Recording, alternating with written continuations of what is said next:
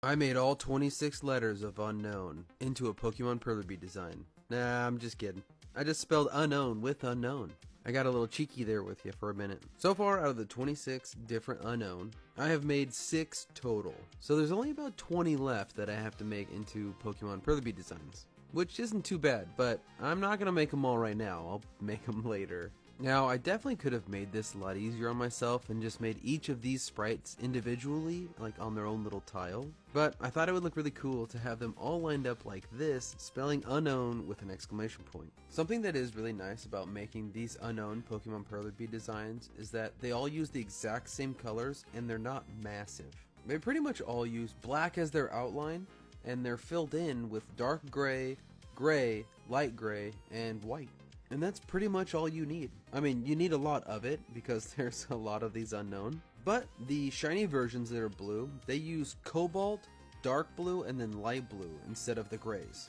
So you still end up using a ton of white and black.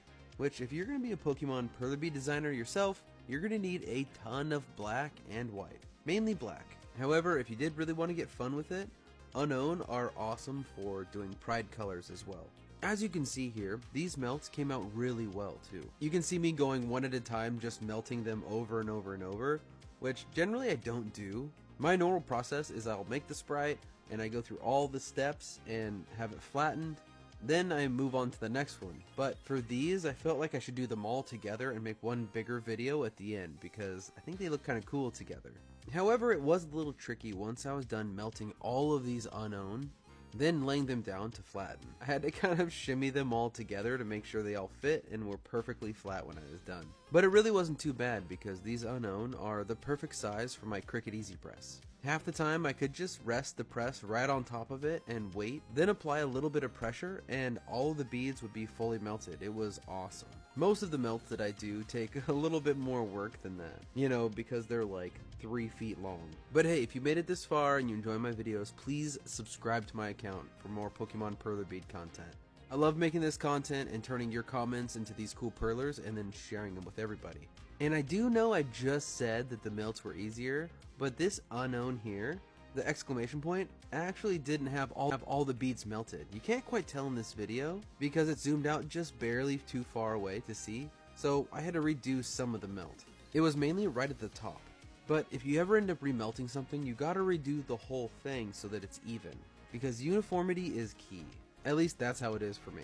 And this giant clip here is in there for all my fans that keep asking for just tape pulls. I'll definitely put out some solo videos of me just removing tape, but this one's for you guys who keep asking in just about every other video. When I was removing the tape off of these other unknown, I kind of had to be careful because some of them were sort of flimsy, like the little legs here on unknown N. I didn't want to just pull the tape up and then yank up the whole arm too, so I had to really be careful. However, out of all of the unknown, O was the worst one. It's got that tiny little dangly bit that connects it to the outside ring. The other ones were much more sturdy, so I didn't really have to worry about it. Like unknown W here, I could pretty much just rip it straight off and there was no problems. And I can't say the same for my Salamence Evo line Pokemon Perler bead design, or the Evolution one I did, or even the giant legendary one that I did. Those ones I had to be very careful taking off all the tape, because it would rip and leave little pieces everywhere. So making bead sprites this size is actually really refreshing. Just wait till I start using mini beads to make the mini Pokemon. That'll be a whole different bag of cats that I'll be getting into eventually. One thing I wanted to mention is for all those new Perler bead makers. As I'm pulling the tape off, you can see that my finger traces behind the tape as I pull it. The reason that I do that is so that the bead sprite itself doesn't get pulled up or bent by the tape coming off. I mentioned how some pieces can be flimsy when they're like a limb or tentacle or an arm or something.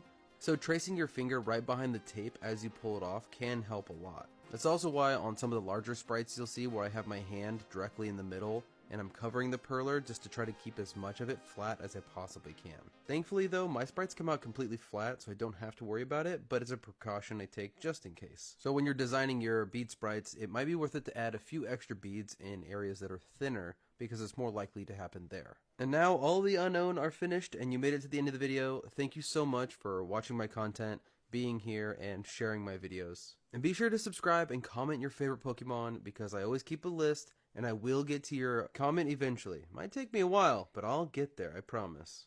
Okay, bye!